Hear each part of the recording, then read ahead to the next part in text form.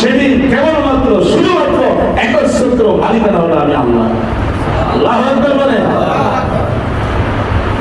দুনিয়ার এই সমস্ত রাজা বাদশাহ আল্লাহর কাছে কোনো মূল্য আছে নাই। এজন্য আল্লাহ বলেন আলাইসা আল্লাহু বিকাফিন আবদা, আমি কি আমার বান্দার জন্য যথেষ্ট নই? আমি কি আমার বান্দার জন্য যথেষ্ট নই? আমরা সকলে বলি অবশ্যই আমার আল্লাহ আমাদের সকলের জন্য যথেষ্ট। কথা বলেন ঠিক না?